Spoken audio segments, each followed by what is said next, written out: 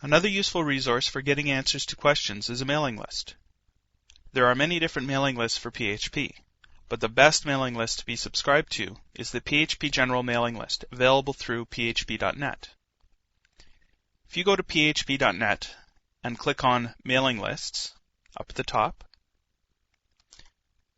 you can see that there are many different mailing lists available. The General User List has the most information and the very best people answering questions. It is rare that a question goes unanswered on this list. Be sure, however, to follow proper etiquette before posting to the list.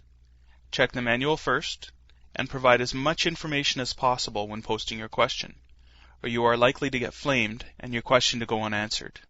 Another good resource is Zend. You can visit them at www.zend.com. They maintain a developer zone that covers topics that range from beginner to expert, including a code library with donated source code for things such as email validators and other useful bits. Like the php.net user contributions, however, there is good code and bad code. Be sure to thoroughly test any code from any site, not just Zend and php.net, and be sure that you understand everything that the code is doing before using it.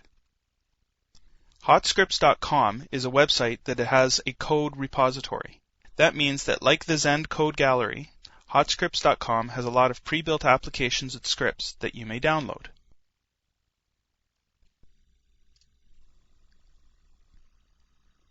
All code is donated by authors, and while some donate it for free, others may charge a small fee for their code. You can get anything from a credit card validation script to a full-blown content management system from Hotscripts.com.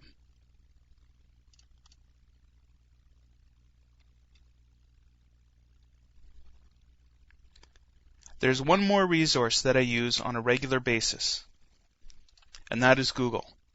If I can't find what I'm looking for in php.net, Zend, or Hotscripts, I can inevitably find it through Google. The key is what you search for. For instance, a friend recently asked me what I knew about PHP and PGP, which is email encryption. I knew nothing about it, but when doing a search for PHP on Google, there were tons of references. However, when specifying PHP and PGP, we quickly found a page that described how to use PGP with PHP and even gave examples. If you were to do a search in Google for PHP, at last count there are 1.1 billion pages found. So whatever you are looking for, chances are there is a listing in Google for it.